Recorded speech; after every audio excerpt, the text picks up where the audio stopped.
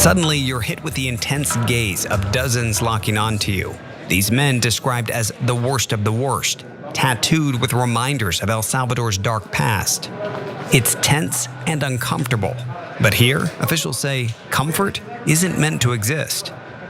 There's no mattresses, there's no sheets. You've got a toilet over here for them to go to the bathroom. You've got this basin here that they use to bathe themselves. And then you can see there's a barrel of water that they can drink from.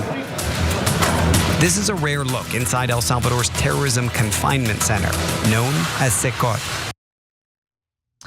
Well, that terrorism confinement center might be used in the near future to detain convicted immigrants in the United States that will be deported. These are undocumented individuals who have allegedly committed crimes and have been convicted of crimes.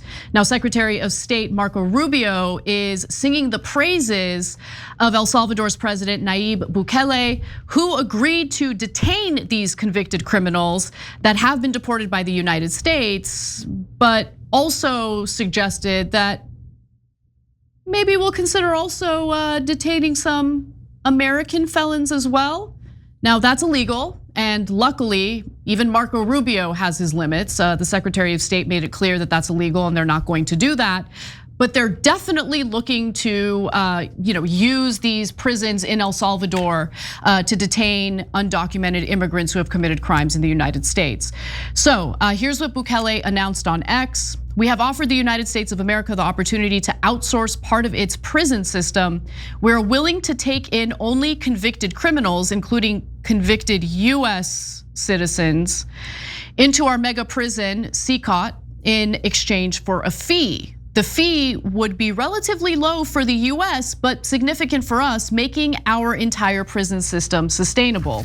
Now, playing the role of Cenk Uygur now is Anna Kasparian, because I'm about to go after the media in how they've reported on this story. Bukele mentions a small fee. Not a single article, not a single report, not a single piece on this delved into what the fee is exactly. And that is incredibly frustrating. Anyway, that's it. That's my rant on the media. Luckily, again, Rubio said that we will not be sending Americans who have been convicted of crimes to these prisons, but there are some huge issues with how these prisons are run, the inhumane conditions, which I'll get into in just a moment. Cenk, what are your thoughts so far? Yeah, so two separate issues for me. The US citizen one is super duper clear.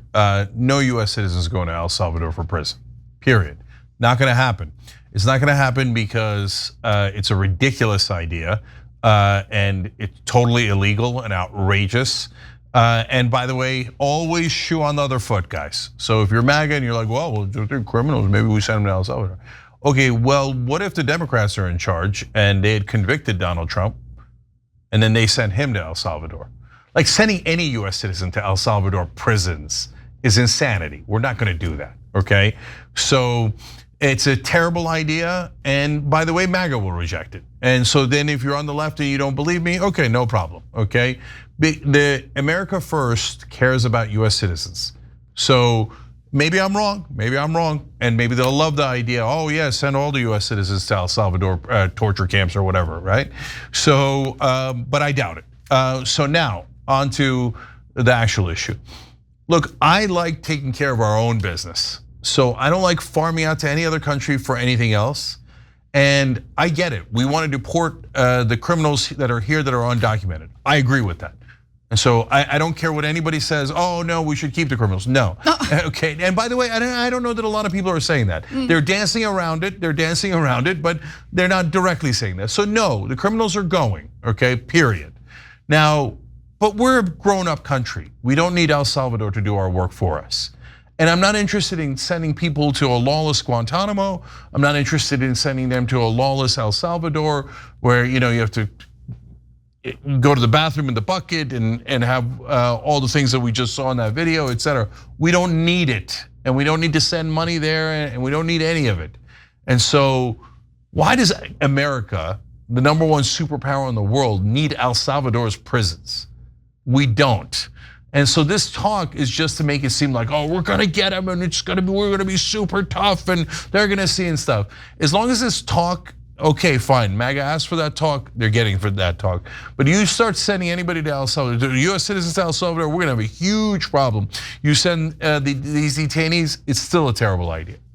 So Bukele said that criminals deported by the United States would go to, because I want to make sure that we have the facts right. The video that you just saw is the video showing you this terrorism confinement center, okay? So Bukele said that criminals deported by the United States would go to the terrorism confinement center, a prison built to house 40,000 people. Human rights groups have documented extreme overcrowding. I mean, we just showed you footage of that in El Salvador's prisons and reports of torture by guards.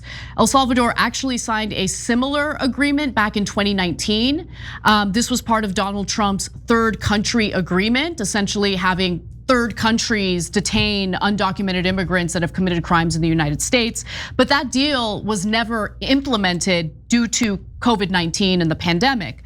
So El Salvador, again, says that they would just charge a small fee per detainee, but there's no clarity on what that means, what that fee would be, and it doesn't appear that any journalist took the time to ask any questions about it. So I also want to just take a quick moment to talk about Bukele's leadership in El Salvador. He is, the current leader of El Salvador. He came into power back in 2019, and he has received mass support in Latin America over his success in reducing crime. And the way that he reduced crime is he imprisoned gang members, a lot of gang members in El Salvador, but a lot of innocent people who didn't commit any crimes and were not part of any gangs were unfortunately caught up in this mess. Bukele has been credited with greatly reducing gang violence in the Central American countries since launching a sweeping crackdown in 2022 that has seen more than 81,000 people jailed.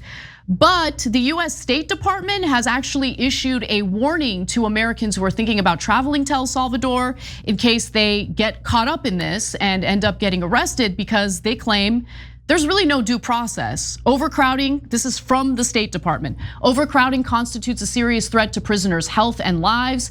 In many facilities, provisions for sanitation, potable water, ventilation, temperature control, and lighting are inadequate or non-existent. And look, it's a prison, so no one's expecting like 5-star accommodations, but basic necessities for survival should be there. And based on our own State Department, that's just not the case. Yeah, so look, I don't want to get into El Salvador's internal business. Right. So MS-13 is vicious, and the gang problem in El Salvador was out of control. So I get why he's popular, even though I might not agree with some of those tactics. And I would draw the balance in a different place than he drew it, right? But I wouldn't be soft on MS-13. No, I wouldn't either. You need to clean things up so you protect the citizens of El Salvador. But that's not our business at this point. That's their business. And so if they're happy with what he's doing, that's up to them and their democracy and how they want to handle it. We didn't live through the trauma that they lived through those drug wars, etc., right? But for us, we got nothing to do with this. This is crazy. So we take care of our own business, and if you got hardened criminals, they serve time here and then they get deported, period.